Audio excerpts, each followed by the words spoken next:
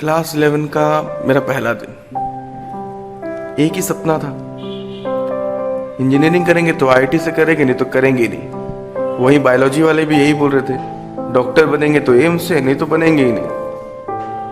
बहुत मेहनत करेंगे, सब यही सोच रहे थे। जैसे जैसे वक्त बीता, मेरी आईआईटी एनआईटी में बदल गई, फिर गवर्नमेंट कॉलेज में। फिर लगा कि इंजीनियरिंग करनी है कि नहीं करनी, यही एक क्वेश्चन मार्क बन गया। वहीं बायोलॉजी वाले जहाँ एम्स में थे वो नीट पर आ गए, फिर जिपमर पर आ गए, फिर तो एमबीबीएस से सीधे बीडीएस पर आ गए। और फिर वही क्वेश्चन मार्क, करना है या नहीं। गलती किसी की नहीं थी, गलती हम लोगों की थी।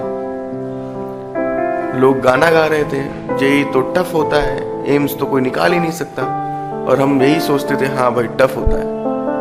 जो पढ़ते थे बड़े बड़े इंस्टीट्यूट्स में, उनका कहना यह था कि भाई 10 घंटे 12 घंटे पढ़ते हैं, नंबर भी अच्छे आ जाते थे उनके। लोगों का तो ये भी मानना था कि जो एम्स में टॉप करते हैं, जो जेई में टॉप करते हो तो भगवान होते हैं, तुम तो तुच्छ प्राणी हो, तुमसे कैसे होगा। बट ये सही नहीं था, गलती हम लोगों की थी। इस दौरान एक बार भी हम लोगों ने सिलेबस उठाकर नहीं देखा। एक बार अगर देख लिया होता है कि जेई का सिलेबस क्या है, नीट का सिलेबस क्या है, एआईपीएमटी का सिलेबस क्या है, तो आज कुछ और होता। विश्वास नहीं हो रहा है ना, लग रहा है ऐसे ही बोल रहा हूं। एक बार सिलेबस उठाकर तो देखिए, वक्त बदलने में वक्त नहीं लगेगा। जब वक्त हाथ से निकल गया, उसके बाद कोचिंग इंस्टीट्यूट्स में जाना था। बहुत सारे में गया, सबका एक ही कहना था, best faculty, best infrastructure, best books, best study material. पर जब सिलेक्शन की बात आती तब सब चुप हो जाते, बोलते नहीं पढ़ोगे तो नहीं निकलेगा। बात भी सही थी, पर कुछ तो ये भी बोल रहे थे, पढ़ोगे तभी भी गारंटी नहीं है कि निकलेगा या नहीं निकलेगा।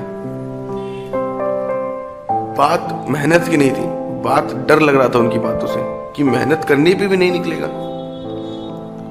लेकिन ये चीज सही नहीं थी। कभी आपने सोचा है कि एक इंस्टीट्यूट में 100 बच्चे पढ़ रहे होते, उसमें से एक अचानक से टॉप कैसे कर जाता है। आप देख लो, हर एक इंस्टीट्यूट में से 1 2 3 बच्चे ऐसे होते हैं जो निकाल लेते हैं, बाकी नहीं निकाल पाते। फर्क पता है क्या होता है? सोच का फर्क होता है।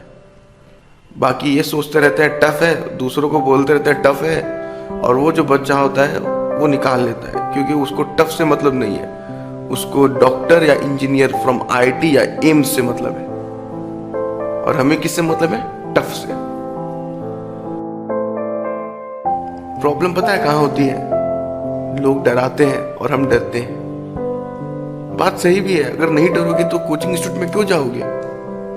खुद सोचकर देखिए, 12 साल का बच्चा सत्यम जेई पास कर सकता है अच्छे नंबर से, तो आप नहीं कर सकते?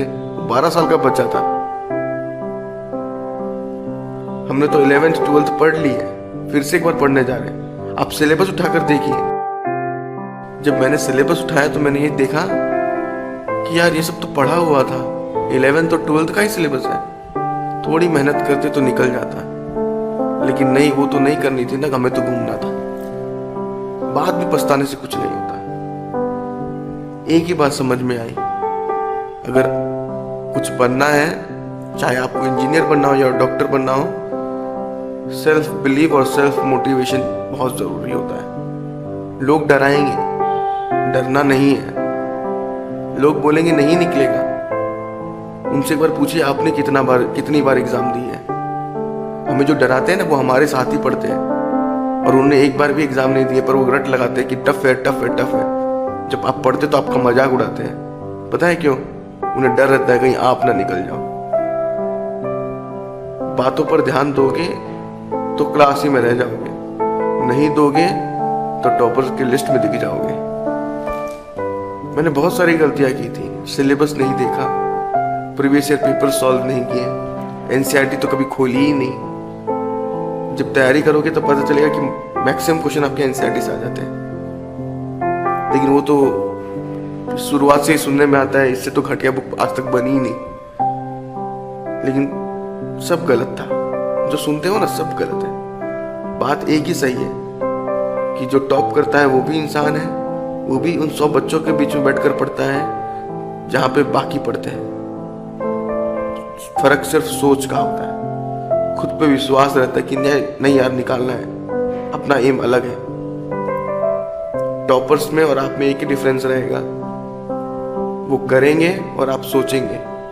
अगर सोचते रह जाओगे तो कुछ नहीं कर पाओगे, और अगर करने लग जाओगे तो बहुत कुछ कर पाओगे। सिलेबस देखना, सारे टॉपिक्स आपके पढ़े हुए हैं, बस समझने की दरकार है और थोड़ी मेहनत करनी पड़ेगी। कैसे नहीं निकलेगा, सबका निकलता है, आपका भी निकलेगा।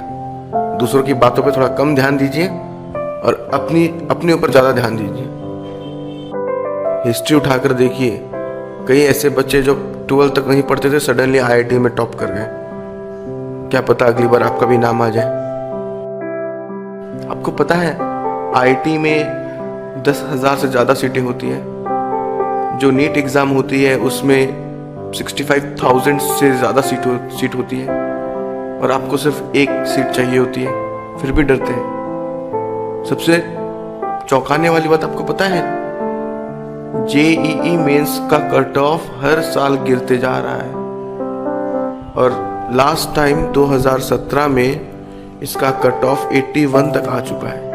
अब बस आप पर है, या तो आप अपने सपने के लिए दौड़कर एक अच्छी लाइफ जियो आगे जाकर, या फिर अपनी ज़िंदगी ऐसे ही बिता दो जैसे 11th-12th में कुछ न कर बिताई, और आखिर में आपको एहसास हुआ कि यार लाइफ ख़राब कर रहे हैं अपनी। तो क्योंकि जब आप ख़राब कर रहे होते हो ना, तब आपको पता नहीं चलता कि आपकी लाइफ ख़राब हो रही है, तब आपको एन्जॉयमेंट आती है, आपको मज़ा आता है। लेकिन जब वक्त बीत जाता है ना, तब आपको एहसास होता है कि लाइफ तो ख़राब हो गई, और तब आपके पास कोई ऑप्शन नहीं रहता। आप बहुत खुशनसीब हो कि अभी आपके पास एक मौका है JEE मेंस और AIPMT का। लगा दो अपना 100%, रिजल्ट तो 100% आएगा। डरने की ज़रूरत नहीं है, डराने की ज़रूरत है इसको, एग्ज़ाम्स को। मुझसे सिर्फ एक ही गलती हुई थी, मैंने लोगों की बातों पर ध्यान दिया, और जब एहसास हुआ तो सिर्फ 2 महीने बचे हुए थे। बट उन 2 महीनों में भी मैंने अंडर प्रॉपर गाइडेंस एक इंटेंसिव मेहनत की, और West Bengal joint entrance examination में एक डिसेंट रैंक ले लिया, सिर्फ 2 महीनों में। आपके पास तो पूरा साल है। JEE बड़ी आसान चीज़ है, AIPMT बहुत ही आसान चीज़ है, बस जज्बा होना चाहिए। हमारा एम, हमने जो सपना देखा था ना, वो सिर्फ सपना था, कभी उसको पूरा करने के लिए हम लोगों ने कुछ नहीं किया। अभी भी वक्त है, करके तो देखिए, ज़माना झुक जाएगा। और ये मजाक नहीं है, सच है। क्या पता आज शुरू करो और अगले साल आपका भी नाम कहीं पेपर में आ जाए। Best of luck.